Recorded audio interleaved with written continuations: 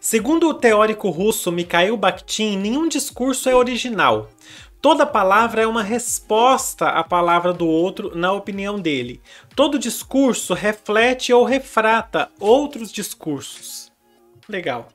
Isso aí cai muito bem com o que a gente viu às vezes de intertextualidade, e nós vamos ver ainda de interdiscursividade. Só que aí eu te pergunto o seguinte, o que é discurso? É que às vezes os professores falam muito em discurso, ou uma questão do Enem traz lá a palavra discurso no enunciado e você não sabe bem o que é esse discurso, se é um sinônimo de texto, às vezes fica parecendo que é sinônimo de texto, será que é? Hoje eu vou explicar para você qual é a diferença entre o texto e o discurso.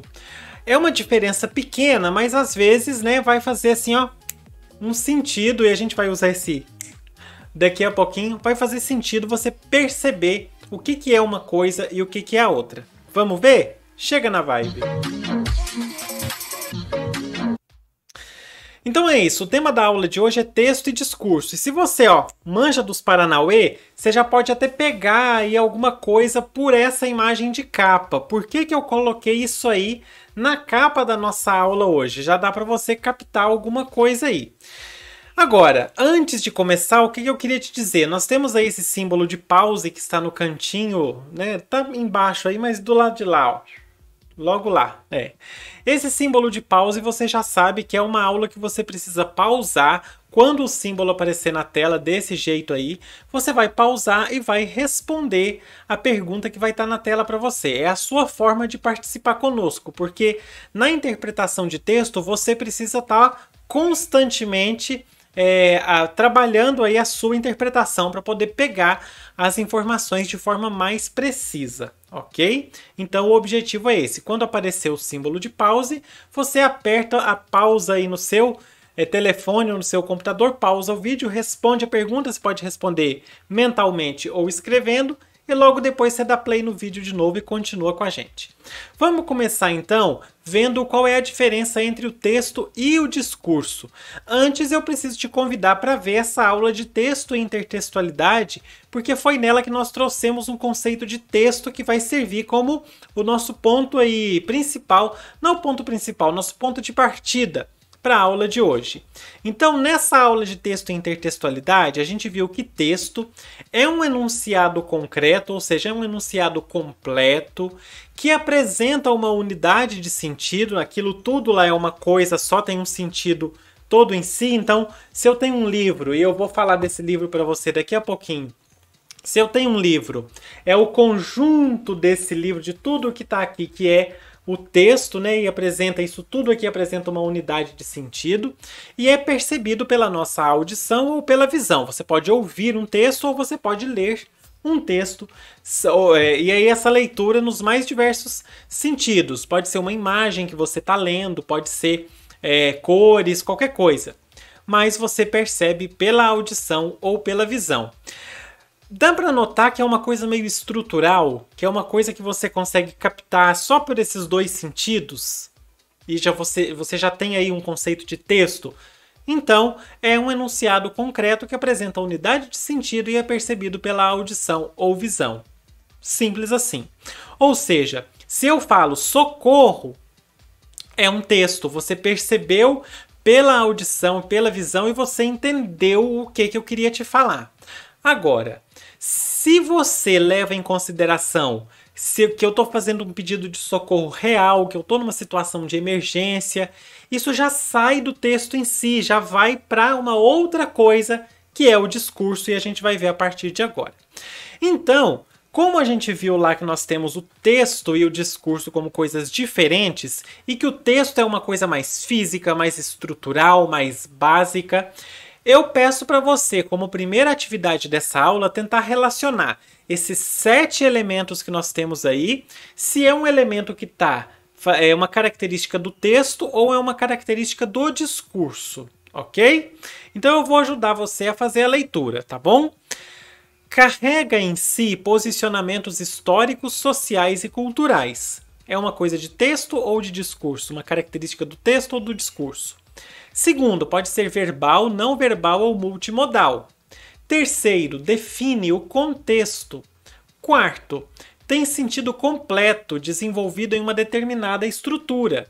5. Expressa valores, princípios e práticas que se relacionam e representam questões sociais diversas. 6. Carrega ideologias e ou formas de ver a realidade. E 7. Unidade linguística com intenção, função, aí faltou uma vírgula, me desculpe, com intenção, com função de comunicar. Eu vou deixar o pause para você na tela, para você me dizer quais dessas características são de texto e quais são de discurso. Pensa bem em quais características que são próximas umas das outras, quais que têm a ver com essa definição de texto que a gente viu aí e faz a separação para mim, ok? Então pause aí e responda.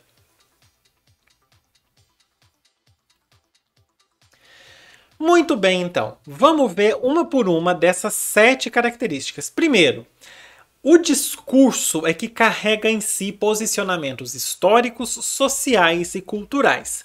Quando você pega um texto e analisa aquele texto do ponto de vista histórico, social e cultural, você está considerando o discurso. Ele deixa de ser texto para passar a ser um discurso. Então, se a minha frase socorro, você considera que eu estou numa situação de emergência, ele deixa de ser texto e passa a ser um discurso. Você considerou um contexto ali daquela frase.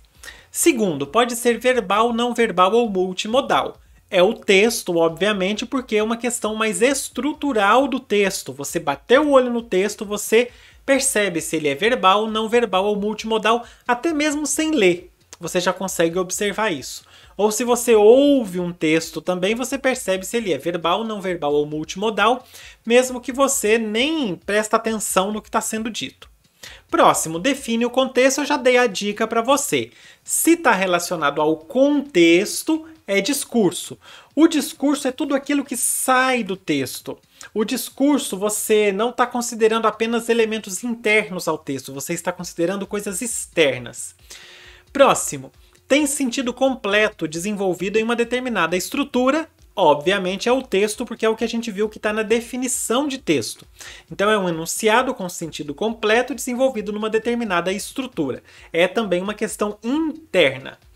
Outro, expressa valores, princípios e práticas que se relacionam e representam questões sociais diversas. Esse é discurso, porque já está pegando coisas que estão fora do texto, coisas externas. Mais um, carrega ideologias e ou formas de ver a realidade. Você já percebeu também que é discurso, também está relacionado a coisas de contexto, coisas que estão fora do texto. E último, unidade linguística com função, com intenção de comunicar.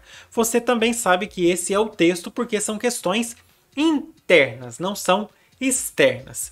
Então acho que já ficou claro isso aí, que o texto é quando você está considerando apenas aquilo que está no papel ou aquilo que está sendo propagado pelo som de forma nua e crua. Só aquilo por si só. Quando você considera o contexto no qual aquilo foi produzido, você tem um discurso. Então, resumindo para você, o texto mais o contexto. Percebe? A gente tem o texto, que é aquilo mais estrutural. Quando você soma o contexto, você vai ter o discurso. E dentro desse contexto, o que pode ser o contexto do texto? As expectativas do autor. O que o autor pretendia? Se você consegue chegar a uma ideia do que o autor pretendia quando criou aquele texto, você está pensando nas expectativas do autor. As expectativas do leitor. Se você considera o que a pessoa que pegou o texto para ler tinha de expectativa quando pegou, por exemplo, a pessoa que pegar esse livro para ler, qual será que vai ser a expectativa dela? Se você considera isso, você está considerando o contexto. Os valores que aquela pessoa, aquele autor, aquela autora colocou naquele texto. Se era um texto que aquela pessoa queria trazer uma igualdade, se era para discutir questões raciais e étnicas, se era para valorizar a história e a memória do brasileiro, quais são os valores que aquilo representa, que estão representados naquela obra. Os valores da pessoa que escreveu estão representados ali. E é claro que quando você pensa em valores, você já está saindo. Não é valores aqui não, né? São valores no sentido de características, digamos assim, sociais, características éticas da pessoa que escreveu. Esses são os valores. E se você está considerando isso, você já está saindo do estrutural. Porque às vezes você vai pegar valores da pessoa nas entrelinhas. E na próxima aula desse módulo, a gente vai ver isso com algumas charges. Muito interessante. O contexto histórico. Nossa, é muito importante considerar o contexto histórico quando você está analisando um texto. É importante demais. Porque eu estava outro dia assistindo o canal Viva. E aí, antes de começar ali uma novela, acho que era a temporada de 1996 da Malhação da Globo. Obviamente, porque o canal Viva é da Globo. Antes de começar, aparece uma tela falando assim: este programa reproduz valores, não sei o que, da época em que foi exibido pela primeira vez. É alguma coisa assim, eu não lembro a frase agora direito. Mas se você já assistiu alguma coisa no canal Viva, você vai ver que isso já deve ter aparecido lá para você. Por quê? Porque em 1996 os valores sociais daquela época eram diferentes dos de hoje. Então algumas frases, algumas coisas faladas naquela época não são mais aceitáveis hoje. Por isso que é importante sempre considerar o contexto histórico. Teve uma questão do Enem aqui do canal e um inscrito foi e comentou isso. Eu não lembro agora qual foi o inscrito, eu posso até dar uma olhada aqui enquanto estou conversando com você, que era uma questão que tinha a palavra oculista fazendo referência ao profissional que você vai consultar pelos olhos. E aí, essa pessoa achou que oculista era informal. Por quê? Porque o profissional é o oftalmologista. O oculista é a pessoa que faz o óculos, né? Que faz os óculos. Só que na explicação da questão eu expliquei que o oculista, na época em que o texto foi escrito, as pessoas chamavam o oftalmologista de oculista. Então era importante perceber esse contexto histórico na questão para entender que não tinha na palavra oculista um erro de formalidade, ou uma questão de informalidade nessa palavra. Agora eu não vou achar... Ah, não, achei. Foi o Lucas Locatelli que comentou na questão 39 do Enem 2021, primeira aplicação. Vou deixar o card aí para você. Que tem essa questão do oculista no texto. Então, é uma coisa que você precisa considerar para interpretar bem, é o contexto histórico em que o texto foi produzido. Muito bem. Agora a minha caneta resolveu falhar só porque eu preciso anotar onde que vai entrar o card do oculista aí. Outra coisa importante, o contexto social. Então não só o histórico, mas também o contexto social em que um texto é escrito. E esses contextos sociais e históricos andam muito juntos, né? Mas é sempre bom analisar as coisas separadamente. Outra coisa, os interesses de quem escreveu. E tem muito texto que traz em si interesses. A pessoa que escreveu queria alguma coisa com aquilo.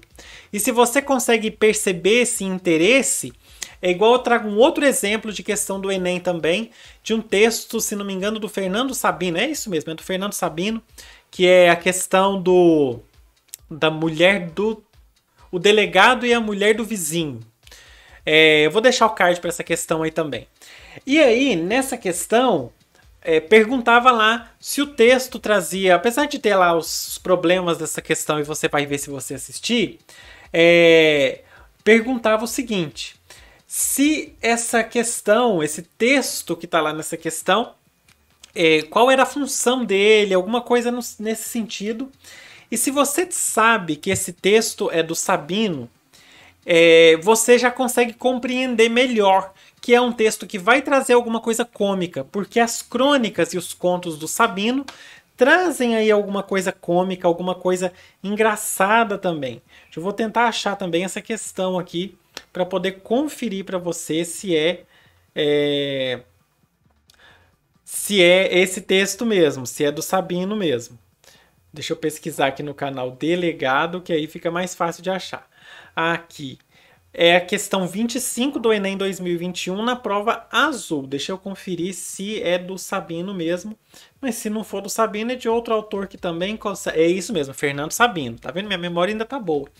E aí o Fernando Sabino ele é disso, de colocar uma coisa cômica nos textos dele, e o Enem já queria que você percebesse que o Sabino tem esse interesse quando ele faz a obra dele.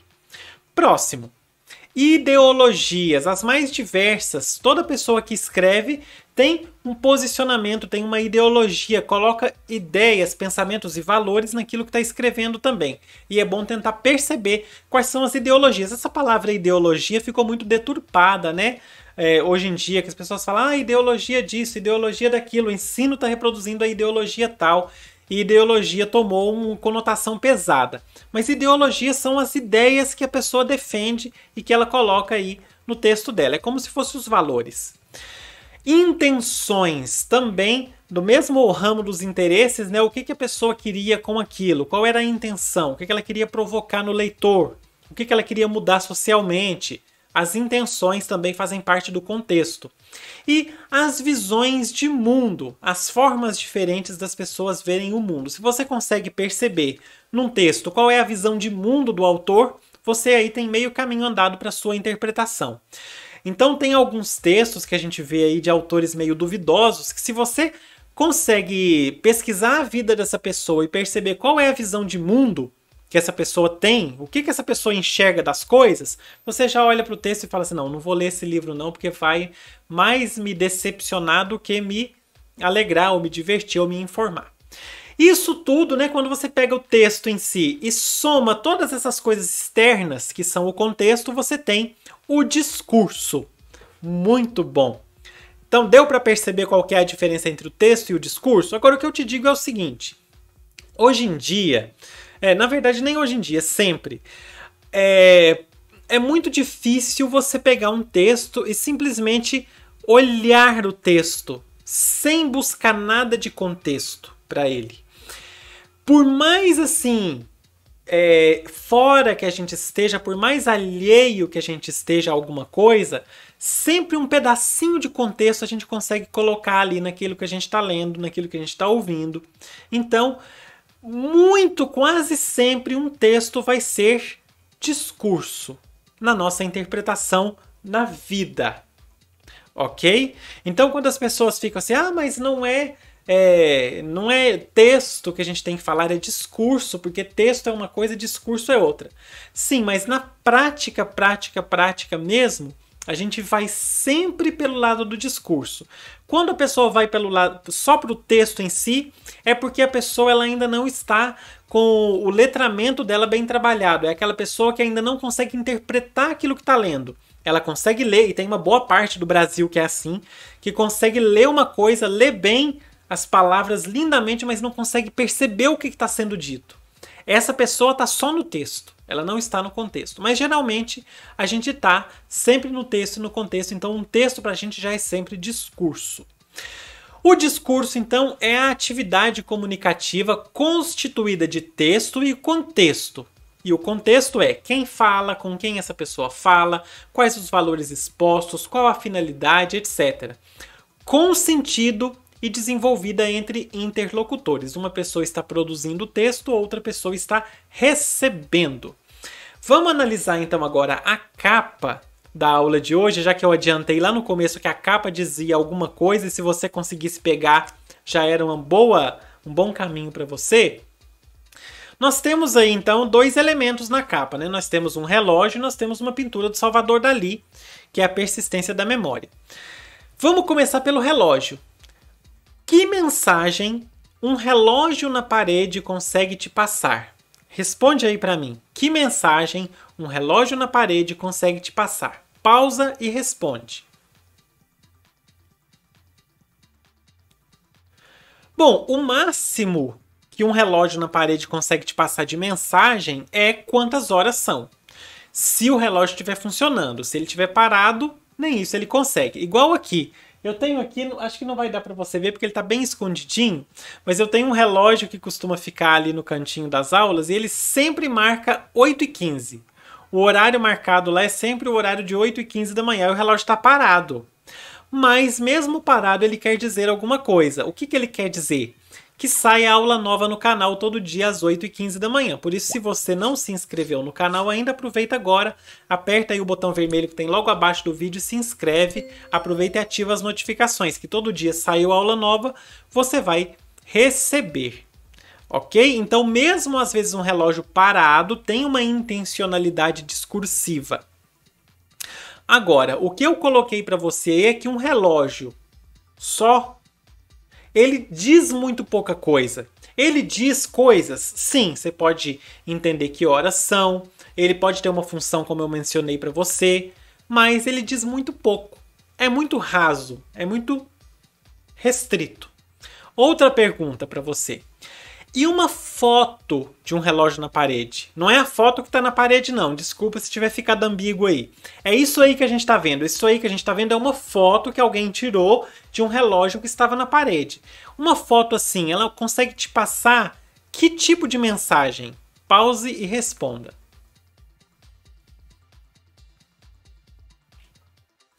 Também não é uma mensagem muito profunda, não. Quando você tira uma foto de um relógio na parede, o máximo que você quer passar de mensagem é: veja este relógio. Então, pode ser que isso aí tenha uma função. Pode ser que seja uma foto para você vender o relógio. Ok? Então, quando você tira uma foto de um relógio na parede, às vezes você está tirando para poder vender o relógio, às vezes para mostrar para alguém o relógio que você comprou, mas são funções muito poucas, são mensagens muito rasas também. Pense em uma hipótese de contexto para essa foto de um relógio na parede. Eu acabei de dar uma, né? Mas eu vou deixar no pause aí, eu vou deixar o pause aí para você pensar em outras. Então, a hipótese de contexto, a pessoa pode ter tirado a foto para poder vender o relógio, às vezes vai estar num catálogo, numa revista dessas de produtos, às vezes vai estar num site de vendas. Às vezes a foto vai ser usada para ilustrar em alguma loja que vende produtos para casa. Às vezes a pessoa tirou a foto para mostrar para outra pessoa o relógio que comprou, que ganhou de alguém. Essas podem ser algumas hipóteses para alguém tirar a foto de um relógio na parede. Próximo. Se essa foto foi feita para um site de vendas, que foi a nossa primeira hipótese, qual pode ser a expectativa do autor da foto? A pessoa que tirou a foto, qual que era a expectativa dela? Pensa aí e responda. Bom, a expectativa eu imagino que seja tirar uma foto bem bonita para vender aquele relógio, né? Então tem que ser uma foto que permita visualizar bem os detalhes do relógio para poder atrair o consumidor. A expectativa do autor é que o consumidor seja atraído, que o leitor seja atraído para comprar aquele relógio. E qual pode ser a expectativa do leitor quando vê a foto de um relógio na parede? Essa aí eu deixo para você filosofar aí.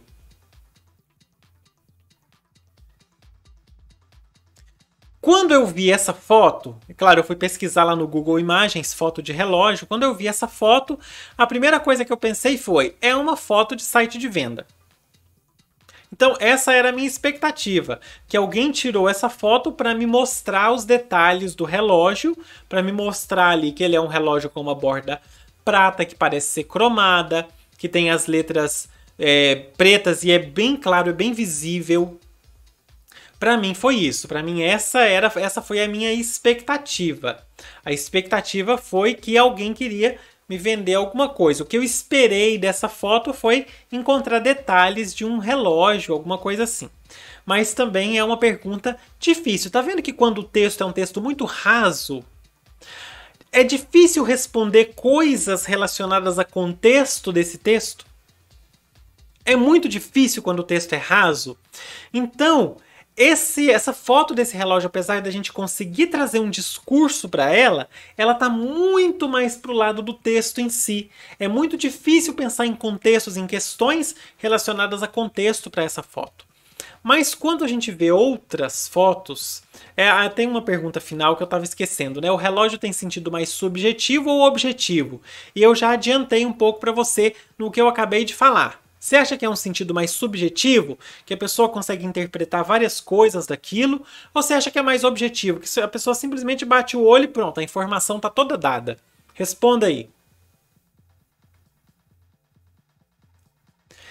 É claro que se a gente não consegue trazer muitas coisas de contexto, é porque o relógio aí tem um sentido mais objetivo, desculpa. Ele é pronto em si mesmo. Você não consegue pegar outras coisas de fora, você não consegue refletir muito sobre aquilo. Quando você consegue refletir, ele tem sentidos mais subjetivos. Você consegue pensar mais sobre, você consegue formular mais hipóteses. Você consegue se emocionar com aquilo, você traduz em sentimentos. Isso quando o texto é mais subjetivo. Nesse caso aí ele é bem mais objetivo. É muito superficial. Agora sim, nessa pintura, que é a pintura de Salvador Dalí, A Persistência da Memória, um óleo sobre tela de 24 por 33 centímetros, pequenininha, que está no Museu de Arte Moderna de Nova York, que foi pintada em 1931, o que tem de inusitado nos relógios dessa pintura? Responde aí, o que tem de diferentão?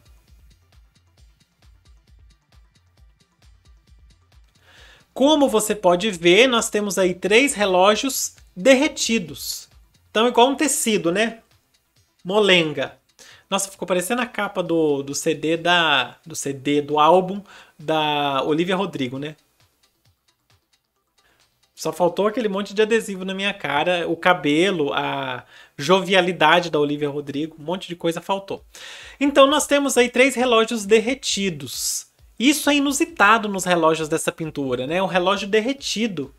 E o único relógio que a gente tem inteiro aí tá cheio de formiga. É um relógio de bolso que tá no canto esquerdo, tá cheio de formiga em cima dele. Inusitado, diferente. Próxima pergunta. Por qual razão os relógios foram pintados dessa forma, parecendo derretidos? Parece que os relógios estão derretidos. Por que o autor pintou desse jeito? Pensa em hipóteses.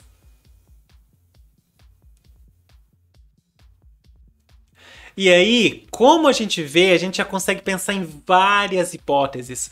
Pode ser para falar sobre o tempo ser uma coisa flexível. Quando você tá feliz, o tempo passa rápido. Quando você tá chateado, o tempo demora a passar. Sabe aquele dia que você não quer...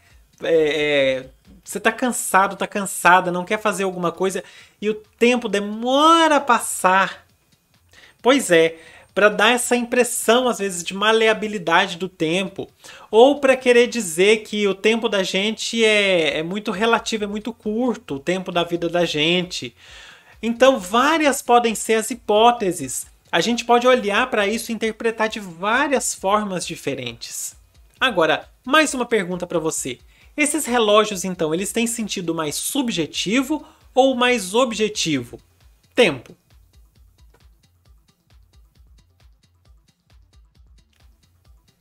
Eles têm então um sentido mais subjetivo. É um sentido bem mais subjetivo. Você consegue refletir muito mais sobre o que é esse relógio, por que ele está desse jeito, qual era a intenção do autor. Isso tudo você consegue refletir só observando esses relógios nesse formato específico que está aí. Então, é uma forma mais subjetiva, mais que permite mais pensamentos colocar os relógios dessa forma, assim, derretidos, ok? E agora, nós vamos trazer o conhecendo melhor. De vez em quando, né, quando tem pintura, assim, eu sempre gosto de mostrar para você algumas análises dessas obras. E hoje, eu não sei se o meu mirror perdeu aí, se o meu espelhamento perdeu durante esse tempo, não perdeu não. Hoje eu trouxe do site Cultura Genial, para você entender os detalhes dessa obra do Salvador Dalí. Olha só, vamos ler junto aqui. A Persistência da Memória de Salvador Dalí e a Análise do Quadro. Esse texto foi revisto pela Laura Aidar, arte educadora e artista visual. A Persistência da Memória é um quadro do pintor surrealista Salvador Dalí. A tela foi produzida em 1931 em menos de 5 horas e tem dimensões pequenas, 24 por 33 centímetros. O Salvador Dalí estava indisposto para ir ao cinema com a sua esposa e os amigos, e nesse tempo que ficou em casa pintou esse quadro que é um dos mais famosos da história da arte. Aí tem uma propaganda, nós não queremos, porque eu gosto de propaganda só quando o dinheirinho vai vir para mim, obviamente. A obra, feita com a técnica óleo sobre tela, está exposta no Museu de Arte Moderna em Nova York desde 1934. Interpretação e significado. As obras de cunho surrealista, essa é uma obra surrealista, dão margem a várias interpretações, já que são carregadas de simbolismos e possuem poucas representações diretas da realidade. A persistência da memória traz uma mensagem relacionada à temporalidade e à memória. Por meio do método paranoico crítico desenvolvido pelo artista com base em teorias da psicanálise, o Salvador Dalí criou situações que exploram o inconsciente, minha dicção hoje não tá boa, e a fantasia, colocando objetos em cenários insólitos, inesperados, incomuns. Assim, o artista ressignifica os elementos, trazendo conceitos diversos. Então vamos ver aí, os relógios derretidos. O que isso significa? Os relógios que se derretem representam um tempo que passa de forma diferente. Ao contrário dos relógios normais, que marcam com precisão a passagem de segundos, esses relógios do Salvador Dalí possuem marcações distintas, pois os seus ponteiros estão derretidos e trazem uma noção distorcida dos segundos. Quando olhamos para os relógios, reconhecemos esse objeto, porém ele nos causa estranheza. E não é isso, a gente não acha estranho, principalmente se comparado com o outro relógio que a gente viu, um relógio lá para um site de venda.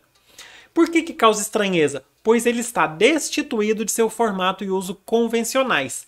Essa estranheza gera uma reflexão sobre o próprio objeto e a sua função.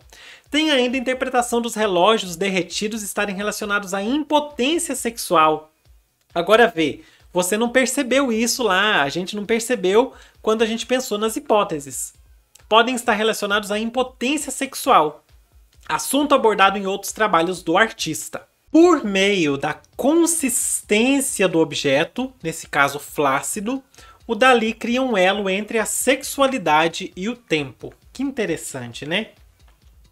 As formigas no relógio, no reloginho de bolso. Lembra que eu falei que tinha um reloginho de bolso no cantinho com formiga em cima? O único relógio que não está deformado é o que está virado para baixo e tem formigas sobre ele.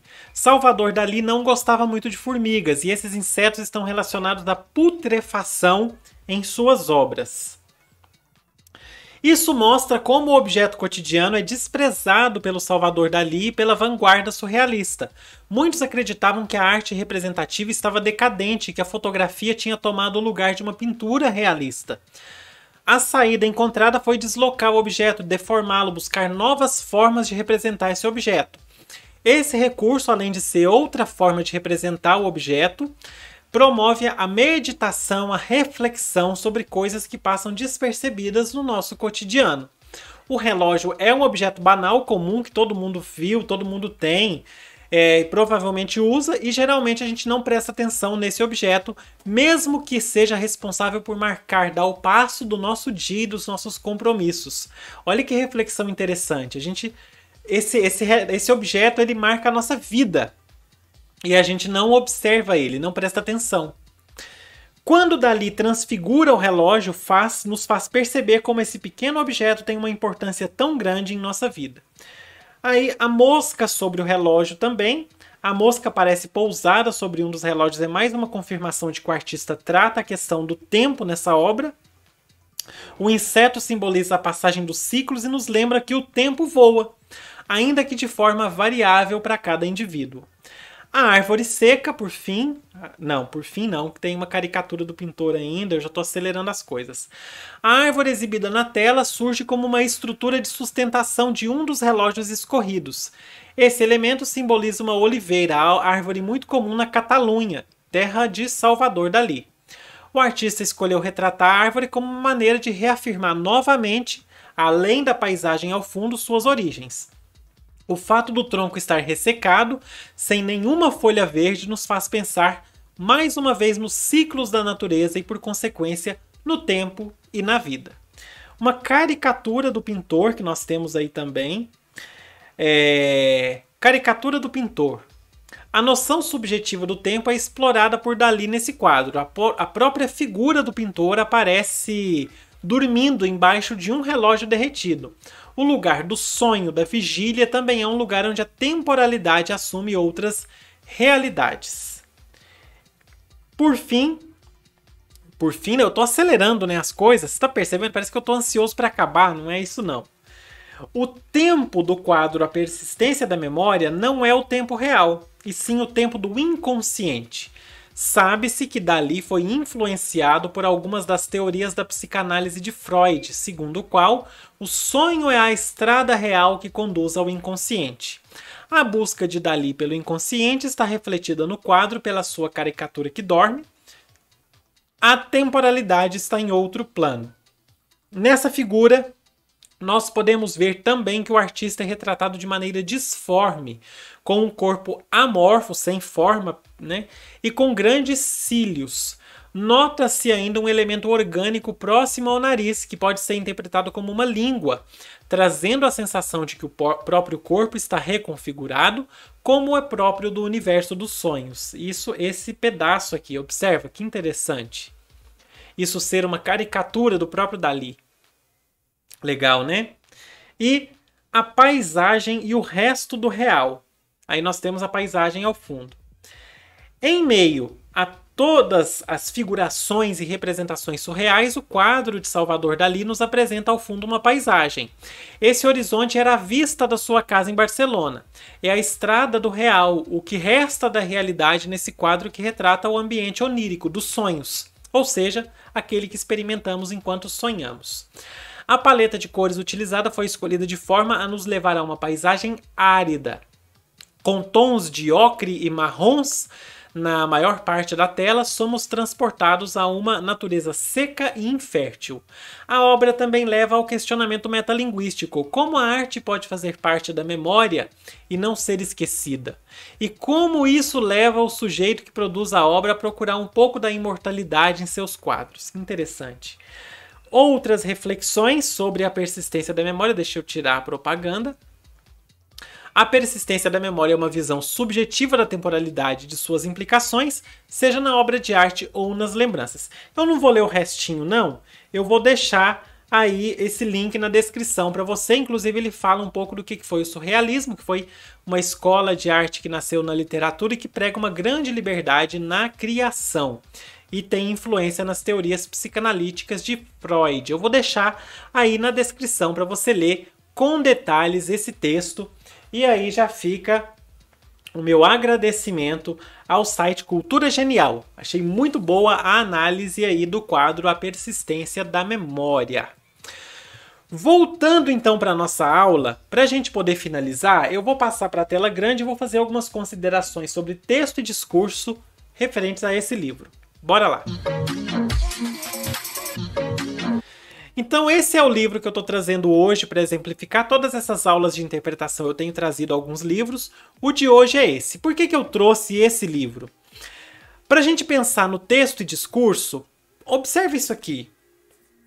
Claro que eu vou tampar esse trechinho aqui embaixo, porque ele já dá a ideia de chuva, chuvica, chuvarada e outras meteorologices. Mas imagina que daqui a 100 anos alguém pega esse livro e lê só o texto aí, mesmo que leia aqui a meteorologice e tudo mais, se alguém pega esse livro daqui a 100 anos, o que essa pessoa vai entender do entrando no clima? Primeiro, o que essa pessoa vai entender da moça que está na capa, da mulher que está na capa?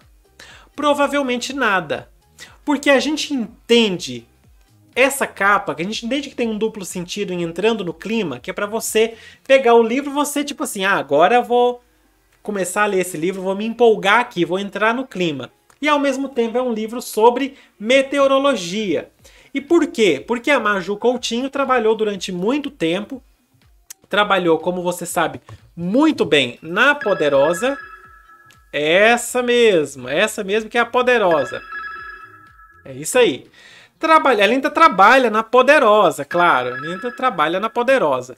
Só que durante muito tempo o trabalho dela na Poderosa foi fazendo a previsão do tempo aí em vários jornais, em vários telejornais. Considerando então o contexto, a gente consegue perceber que nós temos a Maju Coutinho, que trabalhou no jornal fazendo previsão do tempo, escreveu um livro sobre meteorologia.